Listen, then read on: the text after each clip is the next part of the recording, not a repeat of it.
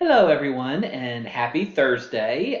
First full week in, or getting close to the first full week in December. Hope everyone had a wonderful Thanksgiving break, and we just have a couple weeks left until we get a nice, well-deserved time off. So, hope everybody has some great plans coming up. But yeah, just a few more weeks, and we should be there. So, for this week's DEI talk, wanted to talk about, because every month is it usually kind of celebrates something different. Well. December worldwide is actually a human rights month, a history of human rights. And this, and I think, what better month, where there's such a focus on giving and family and togetherness than to celebrate Human Rights Month. And it's every December. It traces its roots back to World War II because during World War II there were four basic goals stated by the Allies that every man and every woman should know and experience four basic freedoms. That's the freedom of speech, the freedom of religion, freedom from fear, and freedom from want.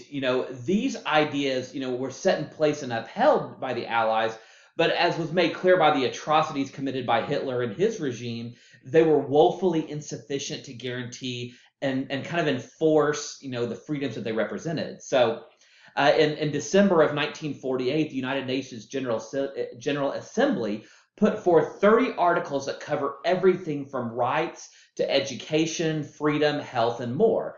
And since this event, these articles have served to help protect civilians in time of wars, even when there's dictators throughout the world. It's helped bring POWs home, and it has assured that people everywhere are allowed to live, with liberty and with safety. So. Just real briefly, I wanted to focus on, what those four things mean. The freedom of speech. Obviously, being Americans, we're well aware of freedom of speech. But I think, for the purposes of this month, one of the great things about freedom of speech is helping give others a voice. Those who have no voice. Those who feel oppressed or feel like nobody cares or about them. And we've a lot of our talks, throughout this last several months, obviously have been focused on COVID, but with so much going on, with the protests and with all the organizing that we've seen throughout our country over the last several months, this is a great way on freedom of speech is to helping to give others a voice. And I know a lot of you have gone to rallies, have looked at things online, have really taken a lot of this to heart, and that's wonderful. And this is just another time to recognize doing that, to help give a voice to others who may not have it. One of the great things about our freedom of speech. The second one, the freedom of religion. I know a lot of Americans, the majority of Americans, are Christian, and I'm Christian myself, so my religion is very important to me. But I think part of freedom of religion is the recognition that there are others who are not Christian, others who are Jewish, Muslim, Hindu, whatever religion, or in addition to those who have no religion at all, who are agnostic or atheist or any form of religion, or those who are not religious, should all be respected. So so for those who are Christian, obviously with Christmas coming up, you should honor Christmas and celebrate your religion, but it's also we need to respect other religions as well. So that's part of that freedom of religion is celebrating your own religion that you hold deep inside, but also to respect others who have a different religion or no religion at all.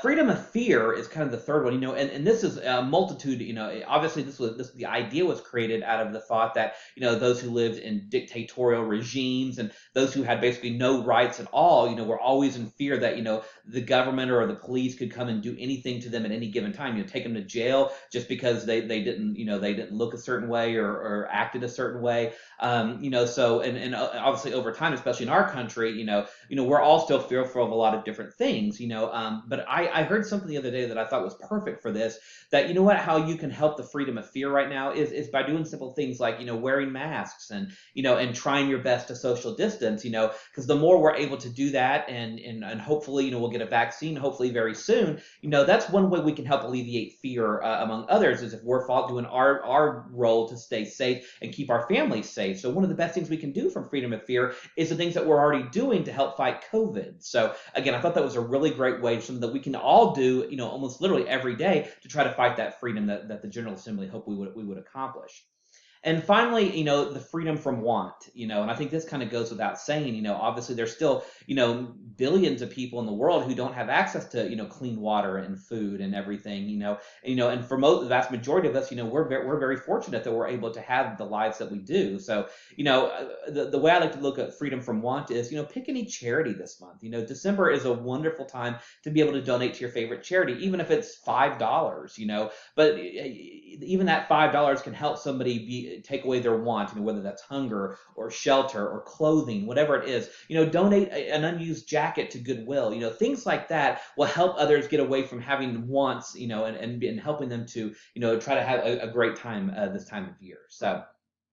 And obviously there's a million other different things that we can all do to help. As I was researching a little bit more about this, I found two that I'm going to do personally that I thought were just outstanding that I wanted to share is first off, if you're looking for a charity that you're not sure who to donate to, I could sit here for an hour just naming off charities, but one that's often forgotten about is Amnesty International. If you're not familiar with it, just Google it, Amnesty International. But they're very closely associated with Human Rights Months, and most of the work they do is to help, and fight these world atrocities and trying to make the world a better place. So if you're looking for a good charity to donate to this month, Amnesty International would be a great way to start. And the second one that I wanted to mention that I thought was really just a great idea, and I'm going to do this tonight myself, is read our own Bill of Rights. The U.S. In our own Constitution, the first 10 amendments to the Constitution, the Bill of Rights. I think we all pretty much, just from our normal interactions, we know what the First Amendment is. Freedom of religion, freedom of press, et cetera, et cetera. Most of us know what the Second Amendment is. The right to bear arms. But do we know what the Fourth Amendment is? Do we know what the Seventh Amendment is? Those are ones that we don't really, think about too often. So I would challenge you at some point, and maybe do it during the break, is take 10 or 15 minutes just to quickly read through the Bill of Rights. What protections do we have as Americans that the government cannot infringe upon? So I think it's important that we recognize this month and we recognize what's going on around the world, but it's also important to recognize, as citizens of our country, what rights do we have under our own Bill of Rights? So just some things to think about. So again, December, Human Rights Awareness Month. So just a great way to appreciate what we have ourselves. What else can we do to help others and make their lives better? So hope everyone's having a great weekend. Weekend's coming up soon, and hope everybody has a great weekend. And I will see everyone next week. Thanks again.